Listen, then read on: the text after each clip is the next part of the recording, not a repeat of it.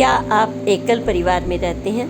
तो यह पोस्ट आपके लिए। आज का विषय इसलिए रखा गया है कि एकल परिवार में काफ़ी चुनौतियां बढ़ रही हैं।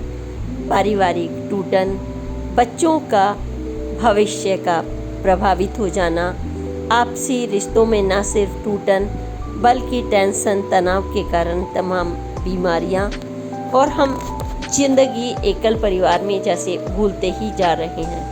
इसकी वजह अपना कंफर्ट जोन हम अपने माता पिता को झेलना नहीं चाहते। इस चक्कर में आपके बच्चों के ऊपर क्या बीतती है आप बिल्कुल भी नहीं सोचते कि आपका जीवन कहाँ और कैसे प्रभावित हो रहा है। वो नन्हे मासूम बच्चे, उनकी ज़िंदगी किस तरह से प्रभावित हो रही है। बड़े होने पर भी आप मनमानी, लेकिन दूसरी तरफ आप यह भूल गए हैं कि आप जॉइंट परिवार में पले थे, कितने खुशहाल थे। लेकिन आप अपने बच्चों को क्या दे रहे हैं? क्या अपने माता पिता जैसा सुंदर भविष्य भी दे पा रहे हैं? नहीं। तो आपको एक बार सोचना होगा कि हमारे भगवान सृष्टि के रचयिता से लेकर माता पिता तक उन्होंने हमें कैसा जीवन दिया था और हम अपने बच्चों को और खुद को कैसा जीवन दे रहे हैं। किस लिए? करियर की खातिर, शिक्षा, कैसा बदलाव, यह सब कुछ सोचना होगा। जानिए आज की पोस्ट में विस्तार से। नमस्कार, मीना कौशिक लाइफ स्टाइल में आपका स्वागत है। आज का विषय है एकल परिवार। क्या आप एकल परिवार में रहते हैं? तो यह पोस्ट आपके लिए। यानी एकल परिवार इसलिए बात की जा रही है हमारी भारतीय संस्कृति में। हम अधिकांश अगर आप निकालें रेशियो, तो हम लोग जॉइंट फैमिली यानी संयुक्त परिवार के बीच में पले बड़े हुए हैं। लेकिन आज शहरीकरण के दौर में या करियर के दौर में यह तेज़ी से बढ़ता जा रहा है एकल परिवार, और ये कई 2-3 दशकों से लगभग जो शुरुआत हुई थी, अब यह चरम पर है। और जब कोई चरम पर चीज़ होती है तो बहुत कुछ सीखने और सिखाने के लिए होता है, क्योंकि तब शुरुआत थी। आज उसके अनुभव हम सबके सामने हैं। अगर मैं पत्रकारिता की बात करूं तो मेरे सामने एक या दो नहीं, हजारों ऐसे केसेस हैं जिसमें जॉइंट फैमिली के बजाय एकल परिवार के लिए चुनौतियां अधिक बढ़ी हैं। महिला आयोग के आंकड़े उठाकर देख लीजिए, पुलिस थानों के उठा करके देख लीजिए, आप गली मोहल्ले के देख लीजिए, स्कूल में जा कर के देख लीजिए, पेरेंट्स के बीच में बातें करके। तो आपको बताएं, इतनी मुश्किलें बढ़ गई हैं एकल परिवार की।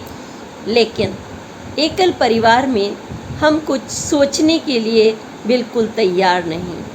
ऐसा लगता है जैसे कि हमने अकेला ही प्लेयर, मैं ही सब कुछ कर सकता हूँ, मैं ही सब कुछ कर सकता हूँ, ये कमर कस ली है। अच्छी बात है, आप सब सक्षम हुए हैं और सभी को होना चाहिए। लेकिन इस बीच में मैं आपसे एक प्रश्न आप ही से पूछना चाहूँगी कि आप एकल परिवार में आपने माता या पिता को क्या कभी मिस किया है? तो आप कहेंगे नहीं, हमारी तो इतनी भागती दौड़ती ज़िंदगी है, हमने किसी को मिस नहीं किया। लेकिन ये सच नहीं है। आप अपने मन में हमेशा उन्हें याद करते हैं। आपको फीवर होता है तो माता पिता को याद करते हैं, बहन भाई को याद करते हैं। आपके बच्चे को बीमारी होती है तब आप इरिटेट होते हैं, कोई और संभालने वाला नहीं होता और आप दोनों काम करने वाले हैं या नहीं भी हैं, तो भी एक के ऊपर जिम्मेदारी। जो 10 परिवार होता था तो 10 अगर लड़ाई झगड़े होते थे तो उसमें 10 संभालने वाले भी होते थे। एक को गुस्सा आ रहा है, दूसरे ने नहीं मनाया, तो नंद, भावच, भाभी, देवर, तमाम ऐसे रिश्ते थे जो एक दूसरे से चुटकी ले करके उस माहौल को हल्का कर दिया करते थे कहीं ना कहीं, और आपका जो भड़ास होती थी वो निकल जाती थी। और दूसरी बात यह है कि आपके चेहरे पर वो मुस्कान आ जाती थी। लेकिन अब अगर हम जीना सीखो बात करें तो इससे पहले हम परिस्थितियों की बात कर रहे हैं तो आपको लगता है कि एकल परिवार बहुत अच्छा है, बिस्तर पे आए शाम को ऐसे चौड़ा होकर लेट गए, है ना, कोई सास नहीं है, नंद नहीं है, कोई टोका टाकी करने वाली कि आप 12 बजे क्यों उठे हो, आप 4 बजे दिन के क्यों उठे हो, आप रात के 2 बजे तक क्यों नहीं सोई हुए, अभी तक खाना क्यों नहीं बना है, शाम के 6 बज गए, 8 बज गए, 9 बज गए, आपको खाना बनाने की चिंता नहीं है क्योंकि आपको कोई टोकने वाला नहीं है, इसलिए आपको एकल परिवार अच्छा लगता है। कंफर्ट जोन में आप रहना के आदी हो गए हैं, लेकिन इस कंफर्ट जोन की हम कितनी कीमत चुकता कर रहे हैं, क्या आपने कभी अकेले में यह सोचा है? क्या सचमुच आप एकल परिवार में खुश हैं? अगर आप अपने ही मन से पूछेंगे तो आपको लगेगा कि नहीं, जब आप अपने भाई बहन माता पिता के साथ रहती थी या रहते थे तो कितनी मौज मस्ती थी, कितना आप आपस में खेलते थे, रिश्तेदारी में आते थे, त्यौहार मनाते थे, छोटी छोटी खुशियाँ होती थी, बहुत बड़ी बड़ी नहीं लेकिन बहुत बड़ी होती थी वो। आज आपके सामने कितना भी बड़ा तोहफा आकर रखा जाए, कभी आपके चेहरे पर मुस्कान नहीं आती, खुशी नहीं आती। आप एक दूसरे से, यानी कि जितना छोटा परिवार होता जा रहा है उतनी आपकी दिल की दूरियां बढ़ती जा रही हैं।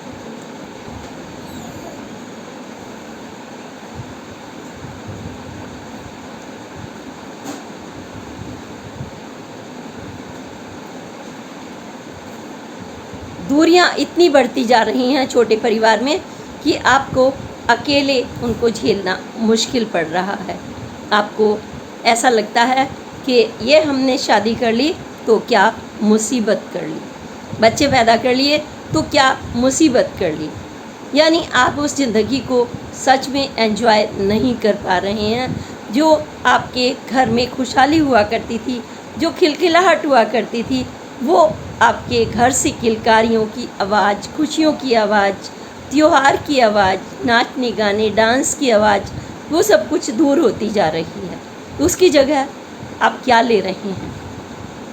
आप ले रहे हैं एक ड्रामेटिक दुनिया, यानी आप सब कुछ करते हैं सोसाइटी में जा कर के, आप भारी भारी पेमेंट करते हैं वहाँ पर और वहाँ आपके सामने सजे हुए सामान आ जाते हैं, आप वहाँ पर अजनबी की तरह से मिलते हैं जुलते हैं, झूठी खुशियाँ होती हैं, फिर घर में आकर के फिर आपस में एक दूसरे पर गुस्सा उतारते हैं। ये पति पत्नी का हाल। इसमें आज बच्चों का क्या हाल होता है उस आपके इस कंफर्ट जोन में, क्योंकि आपने सीखा है अपने रिश्तेदारी, अपने सास, अपनी नंद, अपने घर परिवार की जड़ों से दूर होना, तो इसमें न सिर्फ आप झेल रहे हैं, सच बताओ आपके बच्चे भी झेल रहे हैं। उनकी पढ़ाने की जिम्मेदारी आपकी है तो उनको भी कोई संभालने वाला नहीं, उन्हें हर टाइम उन्हें डांट पड़ती है।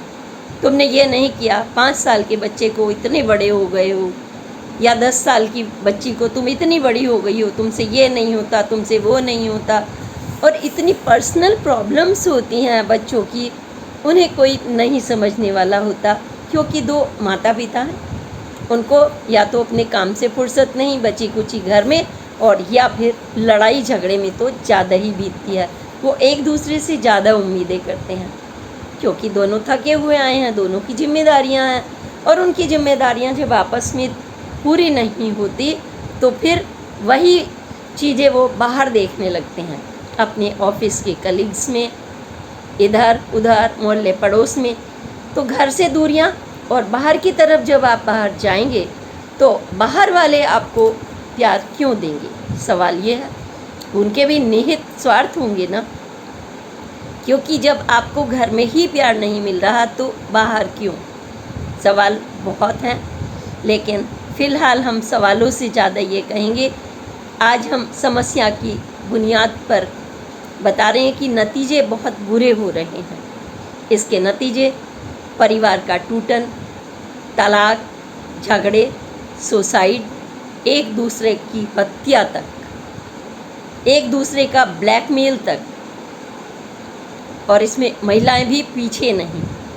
पहले तो दहेज के मामले सिर्फ लड़कों के आते थे, आजकल वो घटनाएं भी आने लगी हैं कि वह उनको अपने माँ, पिता, किसी मित्र दोस्त से मिलकर अपने ही पति को ब्लैकमेल करना, टॉर्चर करना, उनसे कहना कि तुम सुसाइड कर लो, या फिर उनकी नौकरी छूट जाए तो उन्हें सताना, क्योंकि वो अपने घर से दूर हो गया है पति, और आप अपने निरंतर अपने घर परिवार से जुड़ी हुई होती हैं, अपने मायके से, जो पहले अलग होते थे, वो मेहमान की तरह आया करते थे, पहले उनकी इंटरफेरेंस नहीं होती थी, तो आपको संभालने वाले, आपको समझाने वाले, क्योंकि आप उस घर का एक सदस्य हो चुकी होती हैं, वो घर आपका है, मायके का घर आपका नहीं रह जाता, आज भी नहीं है।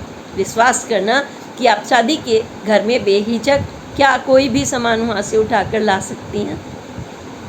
आपकी भाभी, आपकी माँ कहेंगी हाँ बेटा क्या ज़रूरत थी, हम देते हैं, मतलब एक ही दिन में आप मेहमान बन जाते हैं। आप कहेंगे नहीं नहीं ऐसा नहीं है, नहीं, क्लोजनेस बहुत है, प्यार कम नहीं होता, तो प्यार तो उतना ही होता है, लेकिन कहीं ना कहीं आप वहाँ से तो कट गए, लेकिन आप अपना उसका बोझ भी अपनी फैमिली पर डाल रहे हैं। जो जुड़ रहे हैं, आप 10 बार मायके जाएंगी, कभी भाई के, कभी नानी के, कभी चाची के, कभी उनके। अच्छा, आपका पति पूरी तरह से दूर हो चुका होता है, और उसका जो जब आप 10-20 दिन घर जाएं, पहले तो 6-6 महीने रह आती थी महिलाएं शादी करने के बाद, लेकिन आज वो 20 दिन हो आए, गुस्से में जाएं, प्यार से जाएं, जैसे भी जाएं, लेकिन उस बच्चे को कोई संभालने वाला नहीं होता। बड़े बच्चे हैं तो उनका भी और भी मुश्किलें, उनका क्लास वर्क, होमवर्क, तमाम चीज़ें प्रभावित हो जाना। चलिए यहाँ तक भी चलता है कि 10-20 दिन की बात, लेकिन जब ये झगड़े इस तरीके के हो रहे हैं कि आप में से कोई झुकने के लिए तैयार नहीं, और उसमें भी अकेले रहकर, क्योंकि आपको कोई रोकने टोकने वाला नहीं है, तो उसमें दारू, तमाम तरह की ऐसी बैड हैबिट्स, देर तक सोना, पति पत्नी दोनों की बात हो रही है, एक की नहीं, उसमें आपकी पार्टियां शुरू हो जाती हैं, आप अपने मायके वालों से आए दिन बुला के वो खर्चे करना, क्योंकि आपको रुतबा दिखाना है, बिना मतलब का रुतबा, क्योंकि वो तो आपसे पूछने वाले नहीं हैं आपके घर में चावल है या नहीं है, आपके घर में बच्चे की फीस गई है या नहीं है, वहाँ तो आप अकेली फिर भी हैं। तो एकल परिवार आपका पूरी तरह से टूट रहा है। तो हम आपसे बात आते हैं क्रिकेट वर्ल्ड। क्या आप बिना टीम के खेलने की कल्पना कर सकते हैं? क्या अकेले धोनी खेल सकते हैं? कितनी भी कैपेसिटी हो, कितनी भी पोटेंशियल हो, क्या विराट अकेले खेल सकते हैं? क्या कपिल देव अकेले खेलते थे? किसी भी खिलाड़ी की बात ले लीजिए, फिर आप कहेंगे टीम वर्क, तो उसमें टीम वर्क महत्वपूर्ण होता है। जैसे संयुक्त परिवार में चाहे एक कमा रहा हो, 10 खा रहे हों, या 5 कमा रहे हों, 2 खा रहे हों, सवाल ये नहीं है। टीम वर्क का मतलब यही है कि कोई ना कोई कुछ ना कुछ कर रहा होता है, कोई एक एक करके रन जुटा रहा है, तो कोई एक छक्का मार के फटाफट वो पूरे ओवर में अपना पूरा कर लेता है। लेकिन ऐसा नहीं है जो बैठा हुआ है 11वां खिलाड़ी वो कुछ नहीं कर रहा, उसका भी महत्व है। तो इसी जब खेल की बात करते हैं तो ये ज़िंदगी भी एक खेल है, इसको एंजॉय करिए बिल्कुल खेल की तरह से, इसको अपने आप को डिस्ट्रॉय मत करिए प्लीज़। बहुत हो चुकी ये खबरें। कौन सी पुलिस आपके परिवार को जोड़ सकती है? कौन सा स्वैच्छिक संगठन जोड़ सकता है? कौन से बीच के मीडिएटर आपके परिवार को जोड़ सकते हैं? आप अपने आप से सवाल करिए, कौन सा महिला आयोग अपने परिवार को जोड़ सकता है? ये एक धागा है बीच में, यहाँ पर उंगली का जोड़ है। अगर आपने इस जोड़ में आ गई आपकी चोट, तो कौन जोड़ सकता है? आप डॉक्टर जोड़ेगा, है ना, लेकिन गांठ पड़ जाती। इसलिए आपको इसको संयुक्त ही रहने दीजिए। एक उंगली के बिना, एक नाखून के बिना, उंगली तो बहुत बड़ी चीज़ है, आपकी सौंदर्य, आपकी कार्य क्षमता पर पूरे प्रभाव पड़ता है। जब तक आपके हाथ में पूरी की पूरी ताकत है, मुट्ठी कहते हैं ना, तभी आपके अंदर ताकत है। तो आपको कुछ सोचना होगा अपने परिवार की खातिर कि मैं कौन हूँ, मेरा अस्तित्व क्या है, एकल परिवार में मेरा अस्तित्व क्यों टूटता जा रहा है? अकेलेपन, अकेले जोन में रहने की आदत ने हमें कितना बर्बाद कर दिया है, ये प्रश्न आपको सचमुच पूछने होंगे। जब आप अपने पति से कहती हैं कि आप अपने घर नहीं रहोगे, अलग रहोगे, उनको 1 रुपया खाने पीने का नहीं दोगे, जो माँ बाप उनके बड़े हो गए हैं, जिनकी उम्र दराज हो गई है, उन्हें आप नहीं दोगे क्योंकि तुम्हारी ड्यूटी सिर्फ अपने परिवार के प्रति है और अपने बच्चे के, तब वह क्यों भूल जाती हैं कि अब उन्हीं की अपनी भाभी से आप उम्मीद करती हैं घर जा कर के कि वो आपके ऑर्डर में चले, आप उन पर आंखें तरे रहेंगी, है ना। जब अपनी बारी आती है तो आप अपनी माँ को सुख देना चाहती हैं, लेकिन वो भी किसी की माँ है, उसने भी आपको 25 साल का बड़ा करके एक जो सुपुत्र दिया है कमाने खाने लायक, तो आप उसको एक गुलाम बना कर रखना चाहें, या पति की बात कहूँ कि वो उसको अपना कंट्रोल, ये स्वच्छंदता के नाम पर अकेला एकाकी जीवन, स्वतंत्रता नहीं, स्वच्छंदता और स्वतंत्रता में अंतर होता है। स्वच्छंदता जो आए मनमाना करो, कुछ भी बनाए खाए नहीं, त्योहार है नहीं, सोना है कितना भी सोते रहो, कोई कहने वाला नहीं। इसको कहीं कितने भी बजे उठकर 4 बजे घूमने के लिए ट्रिप पर चल दो, कोई रोकने वाला नहीं। पेरेंट्स सब कुछ सोचता है कितने बजे जाएंगे, कोई एक्सीडेंट ना हो जाए, वो कंफर्ट जोन नहीं देखते, वो आपका कंफर्ट देखते हैं कि आप उसमें कितने सेफ हैं। वो आपकी सुरक्षा चाहते हैं, आपकी स्वास्थ्य की सुरक्षा, आपकी भविष्य की सुरक्षा चाहते हैं। चलिए, आप कहेंगे कोई नहीं चाहता माँ बाप, लेकिन मैं आपसे पूछना चाहती हूँ, क्या आप नहीं चाहेंगी कि आपका जो छोटा सा बच्चा है बड़ा हो करके उसकी पत्नी आपके साथ रहे, आप उसकी देखभाल करें, वो आपकी देखभाल करे? मतलब भविष्य की सोच लीजिए ना। अगर आप वर्तमान की नहीं सोच रही, आपको भी उसी स्टेज में जाना है। जब यह सोच लेंगे और स्वतंत्रता होती है कि हम स्वतंत्र हैं काम करने के लिए, उठने के लिए, बैठने के लिए, एडजस्ट करने के लिए। जो लोग एडजस्ट नहीं करते वो टूट जाया करते हैं, तो इसलिए परिवार टूट रहा है। एडजस्ट हम तब भी करते हैं जब आंधी आती है, करते हैं ना। अकड़ के खड़े हो जाओ, आप आंधी में गिर जाओगे, टूट जाओगे। कितनी मुश्किल है, आप ऊपर आपदाएं आ जाएंगी, बाढ़ आ जाए तो क्या आप वहीं पर खड़े रहोगे? प्राकृतिक रूप से प्रकृति आपको लचीलापन सिखाती है। उल्टी दिशा में आप चलोगे तो प्रभावित हो जाओगे। आपको लड़ाई प्यार की नोकझोंक तक तो अच्छी लगती है, लेकिन जब आप मतलब शादी के अगले दिन से ये सोचने लगे कि इससे मेरे फेरे फिर गए हैं, बस मुझे आंखें ही तरेरनी है, तुम यहाँ कहाँ गए थे, दोस्त से मिलने क्यों गए, माँ के साथ क्यों गए, बहन से बातें क्या कर रहे थे, खुसर फुसर ये क्या कर रहे थे, आप पूरी आज़ादी छीन ली आपने। उसका प्रभाव क्या हो रहा है? आप भी परेशान हो रही हैं और वो भी परेशान हो रहा है। तो आपने उनकी लिबर्टी छीनी, और लिबर्टी छीनने में आप अपने आप को भी परेशान कर रही हैं और दूसरे को भी कर रही हैं। तो ये टीम वर्क में अगर हम कहें कि क्रिकेट खिलाड़ी पर निगाह रखें, तूने ये बल्ला क्यों मारा ऐसे, तूने ये क्यों कर दिया, तूने रन क्यों नहीं बनाया, तो वो क्रिकेट खिलाड़ी कभी नहीं खेल पाएगा अगर उस पर इतनी रोका टोकी होगी। वो होती है स्वतंत्रता। और स्वच्छंदता जो मन में आया किया, तो वो आप करके किसको नुकसान पहुंचा रहे हैं, आपसे पूछना चाहती हूँ। पड़ोसियों को नहीं, ससुर सास को नहीं, तो आप पहुंचा रहे हैं अपने को, अपने पति को, अपने बच्चे को और अपने भविष्य को।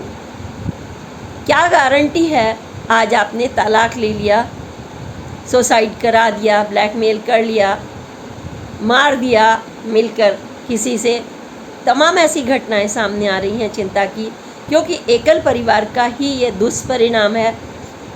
चलिए, आप झेल रही थी, आपने तलाक ले लिया, मान लीजिए आपके 2 बच्चे हैं, 1 बच्चा है, क्या गारंटी है कि आपके मन मुताबिक फिर वैसा ही पति या पत्नी मिले?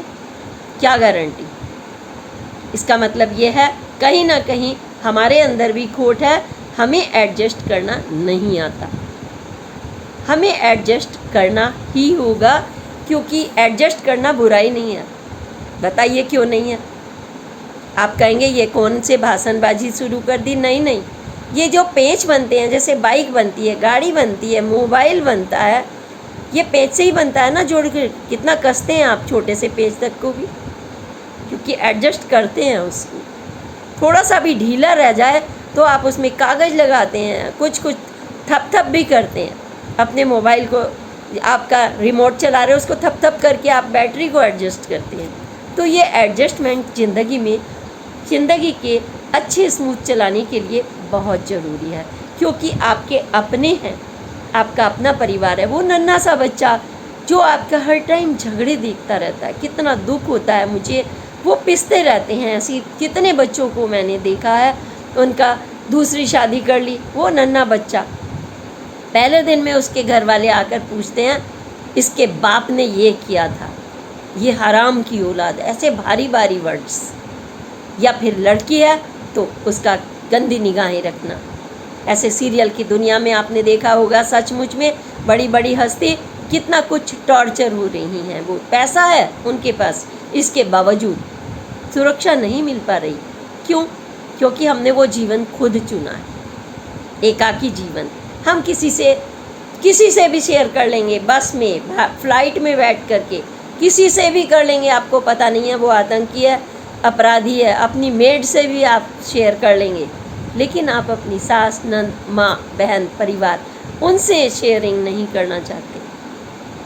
उनसे शेयरिंग करके आपको लगता है आप अपने मोबाइल में पासवर्ड अपने ही पति से रखती हैं, पत्नी पति से रखता है। किस बात की चोरी है? आपने तो जब फेरे लिए थे तब सब कुछ शेयर करना, एक दूसरे के सुख दुख बातें, तब वचन लिए थे। ये सब वचन बेकार हैं। फिर शादी का फ़ायदा ही क्या? फिर तो कॉन्ट्रैक्ट मैरिज हो गई आपकी। क्योंकि हम, जब तक तुम्हारी नौकरी आ रही है तब तक हम रहेंगे, जब तक आप झगड़े नहीं रख रहे तब तक रहेंगे, नहीं तो हम तो छोड़ कर चल देंगे। तो यह सब चीज़ें, ऐसा नहीं होता लाइफ में। आप अपने परिवार से, मुझसे नहीं, महिला आयोग से नहीं, पुलिस आयोग से नहीं, आप सिर्फ अपनी माँ और पिता को देखिए कि उन्होंने 6 बच्चे पैदा किए, लेकिन आज भी वो अपने प्यार से रहते हैं। प्यार से रहते हैं। किस तरीके से रहते हैं? मतलब बचपन में मुझे बहुत हंसी आ रही है आज इस बात पर कि एक बुढ़े बुढ़ियों में बहुत प्यार था। किसी ने कहा कि उनमें बहुत प्यार है। क्यों? उन्होंने कहा वो पंखा झलती रहती हैं। उन्होंने कहा क्यों? क्योंकि उनके दांतों का सेट एक ही है। पहले एक खाता है, फिर दूसरा खाता है। उनके पास पैसा नहीं है, फिर भी वो देखिए एडजस्ट कर रहे हैं कि दांतों का सेट तक उनका एक था, है ना। तो कुछ चीज़ें ऐसी होती हैं कि वो लास्ट तक आपस में बैठते हैं, बातें करते हैं, एक दूसरे को पंखा झलते हैं, उनके सुख दुख में साथ रहते हैं। लेकिन आप 25 से 30 की उम्र में ही इतने अधिक मैच्योर कहूँ या इमैच्योर कहूँ, ये डिसीज़न आपका क्या हो गए हैं आप? हर टाइम तकरार, नोकझोंक नहीं, तकरार। ऐसा लगता है जैसे दो सांड आपस में भिड़ रहे हो कि पता नहीं, ये भी नहीं पता रिजल्ट क्या होगा। सांड तो ऐसे ही भिड़ते हैं, घायल हो रहे होंगे, दुनिया को घायल कर रहे होंगे, लेकिन उन्हें पता नहीं चलता। यह स्थिति गलत है या नहीं, आप मुझे बताइए। क्या आप अपने उन मासूम से बच्चों को उनके लिए छोड़ देते हैं जहाँ दूसरा माँ, दूसरा बाप, दूसरा पड़ोसी शादी नहीं करे तो निगाह रख ले उन पर, एकाकी जीवन जीने के लिए? ऐसे तमाम परिवारों में इन समस्याओं को एक बार देखने की ज़रूरत है कि हम किस शून्यता की तरफ बढ़ रहे हैं। आपके अंदर कितना खालीपन, कितना खोखलापन। जब आप सजते हैं, संवरते हैं, नई नई साड़ियाँ पहनते हैं, सूट पहनते हैं, तो आपका मन होता है आपके अपनों को दिखाएं। शादी ब्याह में आपने कोई ज्वेलरी खरीदी होगी तो सोचेंगे कि हम उसको दिखाएंगे, चाची को, ताई को, मामी को। फिर कहेंगे वो तो ज्वेलरी भी कर रही थी, ये भी बोलेंगे, है ना। तो लेकिन आप उन्हीं को दिखाना चाहते हैं, क्योंकि बाहर के रिश्तों में तो अगर आप दिखाएंगे तो वो तो भैया डाका डलवा देते हैं 2 मिनट में। उनकी तो नियत आपकी ज्वेलरी पर होगी, आपकी कमाई पर होगी, आपके पति पर होगी, आपकी पत्नी पर होगी। तो आप अपने परिवार, अपने अस्तित्व को कैसे संभालना आपका काम है।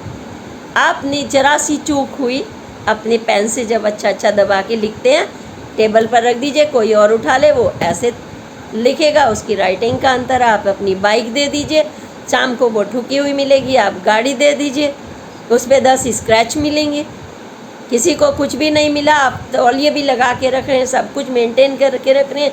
1 घंटे के लिए किसी दोस्त को गाड़ी भी दे दीजिए, उसमें 25 सिगरेट मिलेंगी, दारू की बोतल मिलेंगी, साथ में कोई साथ में गई भी होगी तो पकड़ा जाए तो तुम्हारी गाड़ी पकड़ी जाएगी। यानी अपनी चीज़ सिर्फ अपने हाथ में केयर की जाती। क्यों नहीं सीखते आप शिव माँ पार्वती से कि उन्होंने अपने बेटे और को प्रथम दर्जा दिया।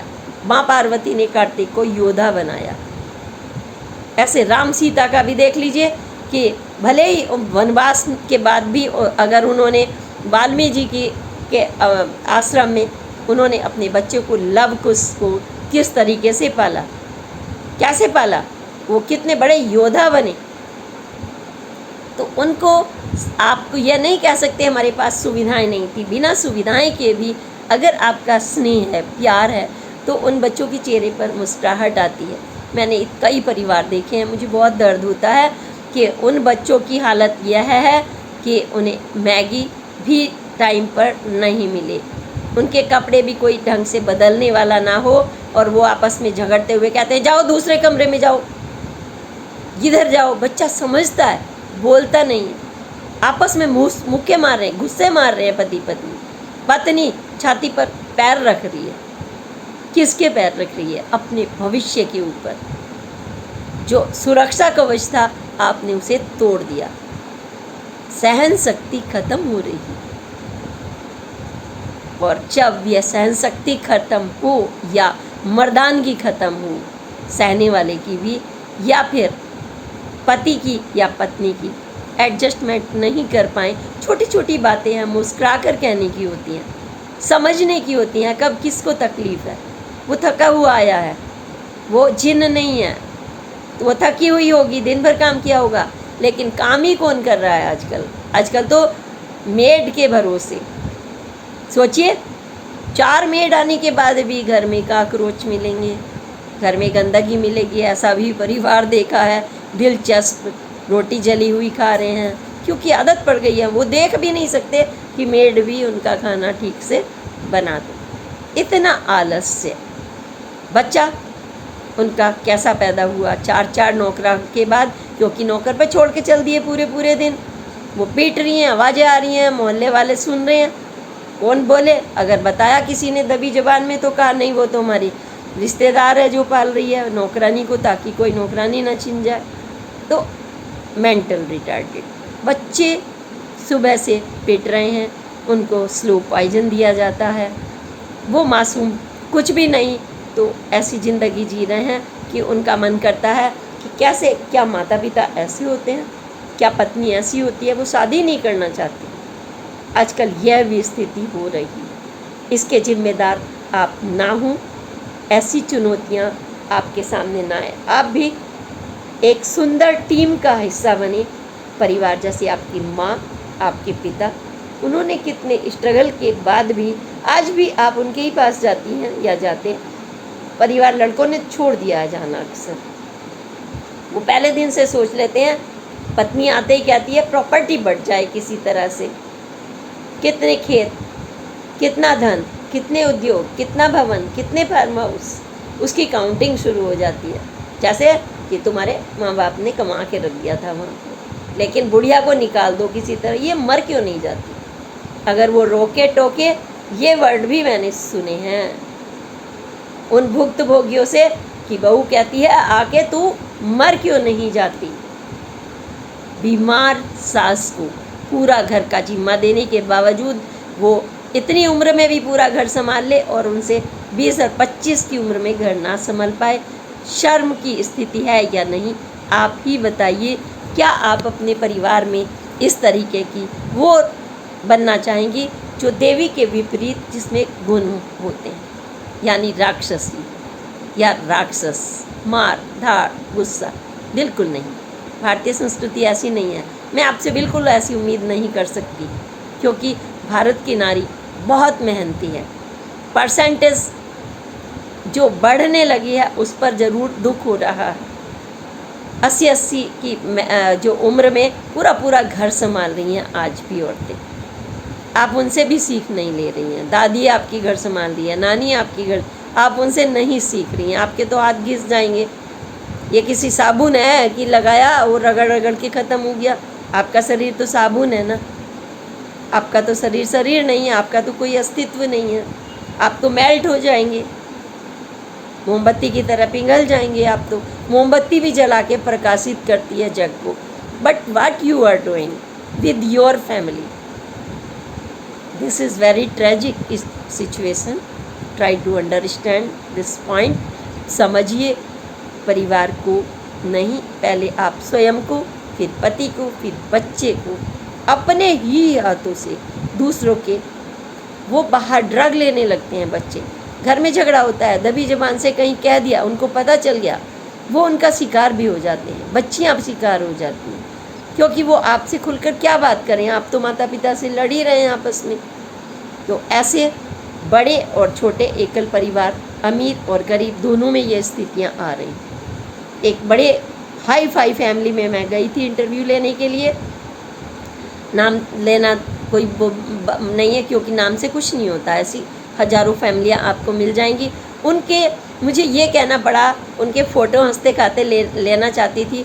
उनको जुटाने में मुझे 1 महीना लगा, एक परिवार को, कि सब एक टेबल पर मिलना। कुछ ऐसी स्टोरी थी। फिर हंसते हुए चेहरे नहीं। मैंने कहा थोड़ा तो स्माइल पास कर लीजिए। कह रहे फिर मैडम आप ही कोई चुटकुला सुना दो। तो ये मेरे लिए और भी बड़ा चुटकुला था। और मैंने कहा चलिए आपको कुछ सुना देती हूँ आप ही के मुंह से। तो उन्होंने कहा क्या? कुछ बचपन की बात हो जाए। आप बचपन में कैसे खेलते थे? आपकी माँ कब आपकी पिटाई हुई काई? तब उनके चेहरे पर बड़ी मुश्किल से हंसी आई थी, यानी हंसी छीन चुकी है।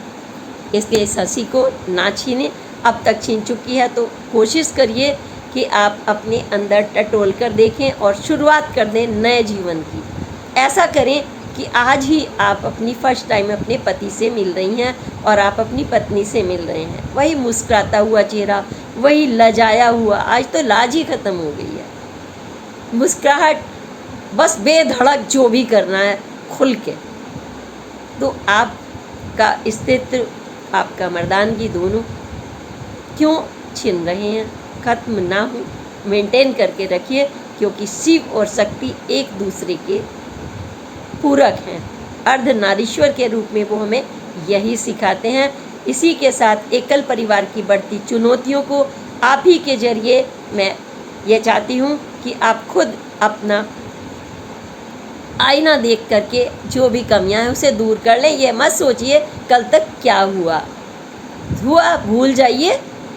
कुछ भी बोला है आपने आपस में भूल जाइए, क्योंकि वो आपके अपने हैं। भूलने में, बुरी बातें भूलने में, जख्म हुआ उसे भूलने में, चोट लगी उसे भूलने में ही अच्छा है। अच्छी बातें याद रखिए। मैंने तो ऐसे भी देखे हैं, उन्हें मूर्ख कहूँ क्या कहूँ समझ मुझे भी नहीं आता, इतनी बड़ी पत्रकार दिग्गज होते हुए कि चोट लगी, एक्सीडेंट हुआ और पत्नी जगह जगह के जख्म उठा करके फ़ोटो करके संभाल के रख रही है। भैया वो जख्म देखोगे, उफ, बहुत दर्द हुआ। कि अच्छी चीज़ें बाद में उसे दिखा के हर रोज़ तंग करोगी क्या? या फिर आप जो ये आर्टिफिशियल चेहरे बनाते हैं उसमें उल्टे सीधे चेहरे बनाना, ये मानसिकता विकृति की होती है। यहाँ फोड़ा बना दिया, यहाँ कुत्ता बना दिया, यहाँ बिल्ली बना दी। आप अच्छी खासी ईश्वर ने आपको मनुष्य का जन्म दिया है, इसलिए आप ना कुत्ता हैं, ना घोड़ा है, ना गधा है, ना लोमड़ी हैं, ना गेंडा है। आप मनुष्य हैं। आपको बहुत सुंदर जीवन मिला है ईश्वर की कृपा से, और इसलिए आपके चेहरे पर अच्छी सी मुस्कुराहट रहे, पॉजिटिविटी रहे। जब आप पॉजिटिव सोचते हैं ना, तो दुनिया की सारी हस्ती की खुशियाँ आपके सामने आ जाती हैं। पिरामिड आप देख लीजिए, कोई भी इसके अंदर पिरामिड आप इधर से इधर तक एक त्रिकोण लीजिए, उसमें डालिए, वो घूम फिर कर वहीं पर आ जाएगी। ठीक ऐसे ही जो आपने डाला है वो आपको मिलेगा। आप अपने बच्चों को कैसा वातावरण दे रही हैं, अपने पति को, अपनी पत्नी को, वही आपको मिलने वाला। जैसा बीज बोएंगे वैसा मिलेगा। क्या चाहते हैं कि आप मरी हुई बकवास वाली खेती बने, या लहर लहराते हुए वो खेत बने जो दूसरों का पेट हमेशा भरता है। सोने जैसा स्वर्ण वही है आपके चेहरे पर आपकी आभा। और मैं उम्मीद करती हूँ आप तुरंत से ये आईना अपने अकेले में सोचेंगे कि जब आप मुस्कुराकर एक दूसरे का स्वागत करते हैं तो आपके चेहरे पर कितनी खुशी होती है। जब आप पोलाइट बोलते हैं, और ये धीरे धीरे आदत ही डाल लीजिए। तकरार वाली ये छोड़ दीजिए कि यह बॉर्डर है, ये बॉर्डर है नहीं है कि दुश्मन देश का बॉर्डर, कि हर रोज़ हम बंदूक लिए हुए तान के खड़े हुए हैं कि आया बॉर्डर वाला दुश्मन। नहीं, ये बहुत सुंदर सा आपका जीवन बने। चिड़िया का घोंसला छोटा सा हो, लेकिन 2 बच्चे चू चू चू चू करते हुए जब आते हैं तो आपको अच्छे लगते हैं। इसीलिए आपके परिवार के लिए शुभकामनाओं सहित मैं यह ज़रूर चाहूँगी कि आप अपने कमेंट ज़रूर भेजें। जैसे भी हूँ, आपकी राय मेरे लिए महत्वपूर्ण मायने रखती है। इसी के साथ अगली पोस्ट तक के लिए प्रणाम। जय हिंद, जय भारत।